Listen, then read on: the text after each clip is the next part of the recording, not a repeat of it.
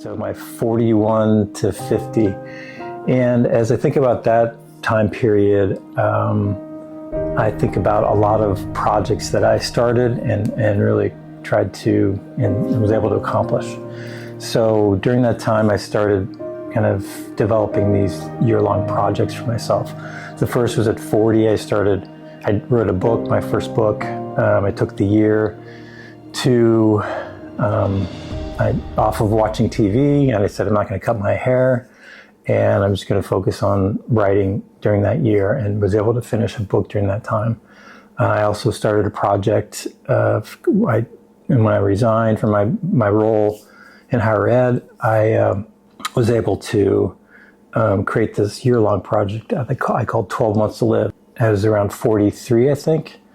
That's when I started that year-long project to help me figure out kind of my next steps. And then after that, at 46, after doing some freelance work, I did another project called Project 46, which is probably the biggest highlight of that period. So during that time, I called it Project 46. I was turning 46, and I had 3 themes related to that year: love and life, which was to find a partner in crime, but also to build community. And then the second intention for that year was to find some peace with God, struggling with my faith, as I've mentioned throughout this video, trying to come to terms with that. And then the third theme was to find a job I liked. I was in between trying to do freelance and just really wasn't satisfied. So those were some of the highlights, just kind of creating those projects for myself, taking time out, a sabbatical year during that time to step away from work and just kind of focus on things I was really interested in. And then really what came out, the biggest highlight during that time was after that Project 46, I was dating and for the first time dating men and was introduced to my partner. And so that was the biggest highlight of that decade, was meeting my partner and falling in love and taking, stepping into that adventure during that time. In terms of the hurts or the lows during that time, so before I came out fully, I was working at a conservative religious institution, college, and so it was probably about, I guess, 42-ish, and I really wasn't out. I was trying to resolve my sexual identity and within my faith, and shared with some close friends about that process for myself, the struggles, and ultimately it turned out that they shared that information with other people at the university, and was eventually, I wasn't really forced out, but it became apparent that it really wasn't a good time, and so that was a kind of a painful, difficult time to be outed in that way, even in my 40s. And then I guess the lesson learned from that decade was sort of like I kind of think of that period or that experience as, I actually called the guy who outed me Dr. Gollum, because he kind of the parallels with the story of the Lord of the Rings. But what's interesting about Gollum in the story of the Lord of the Rings was he was this character that it seemed like he was trying to take the ring from Frodo and have this power to himself. But and there's a scene between in the movies, at least, between Gandalf and Frodo, where Frodo says, "It's a pity Bilbo didn't kill him when he had the chance." Pity?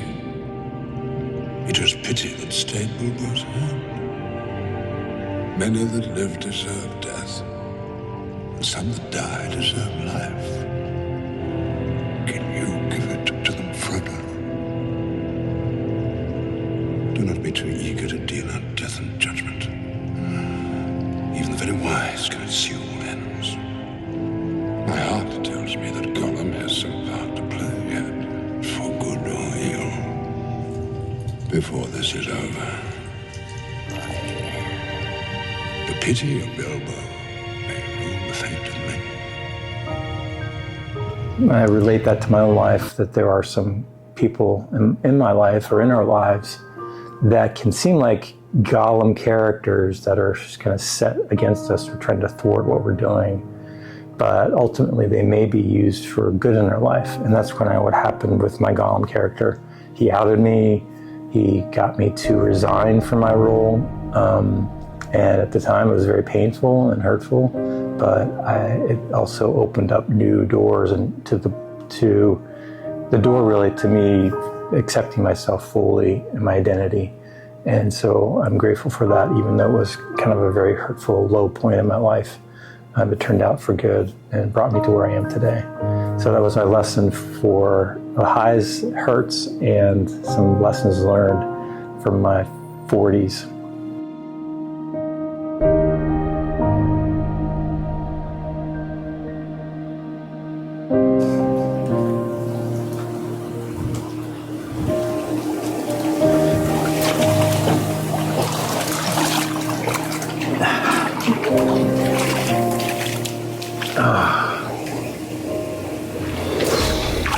As I think about kind of coming to the end of my day and week of highlights and hurts as I turned 60, just kind of reflecting on those over the last 6 decades.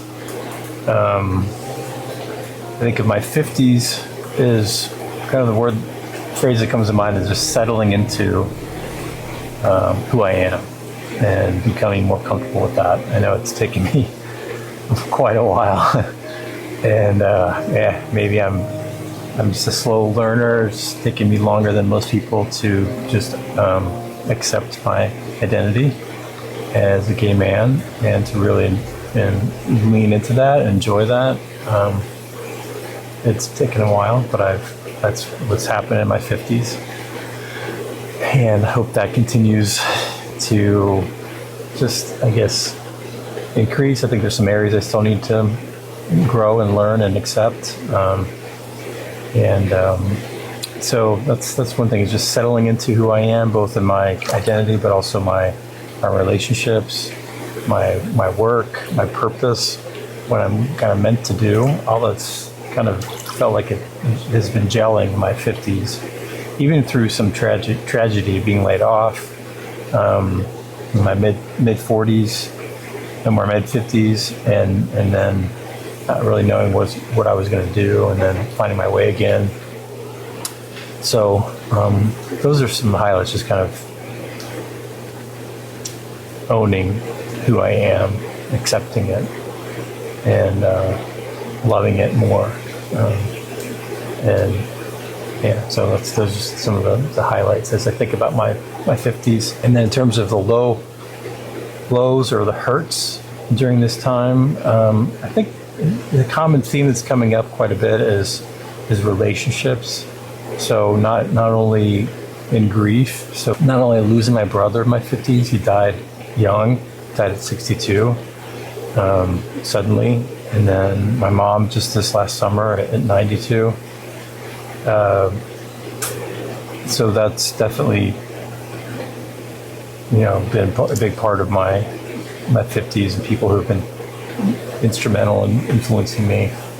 But then also just relationships in general, being laid off from work and then trying to reestablish myself in my hometown again with new friends, but then trying to stay connected to old friends. So relationships have been somewhat fleeting, and trying to be discerning about how to hold on, or when to hold on, or who to hold on to, but also how to let go.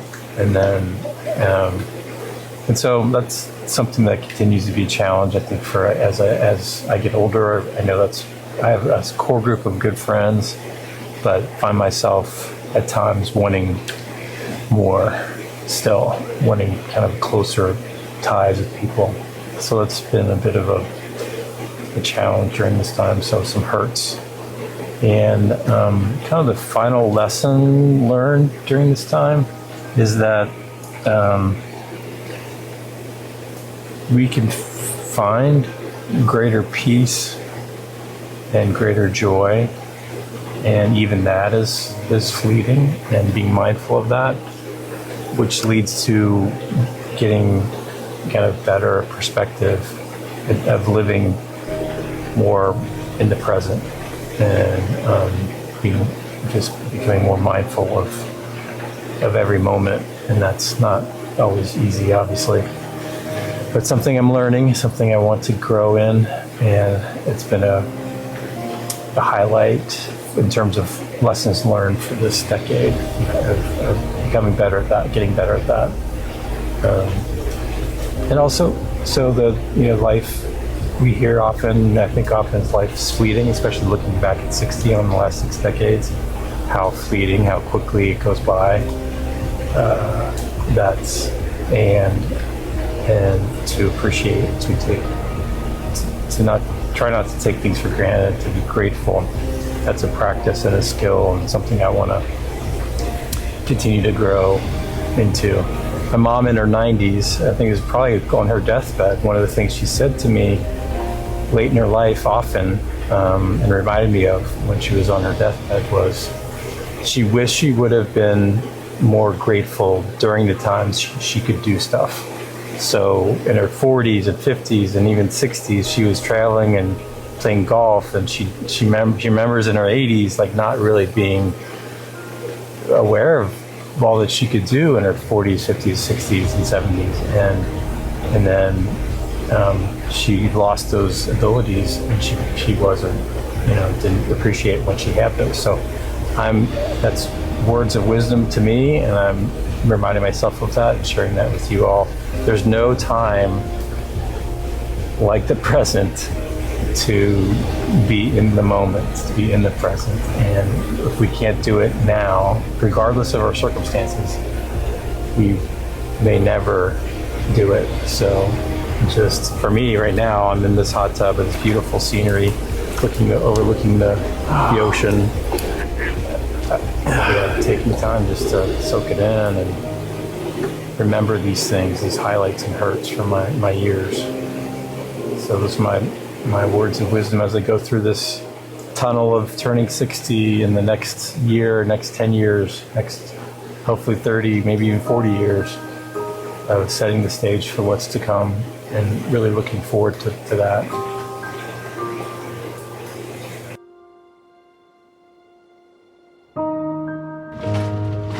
As I make my way through this tunnel of transition, I carry my lessons learned like elixirs, treasures of magic and wisdom, to guide my path to the unknown next. I now know from my 60 trips around the sun that hurts can give way to hope. Darkness often cultivates dreams, and even struggles reveal unexpected strength.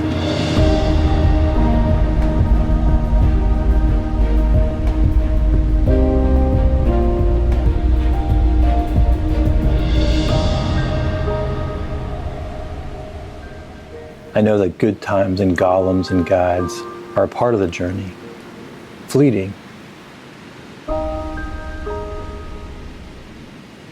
but crucial for ushering in greater peace and presence and joy.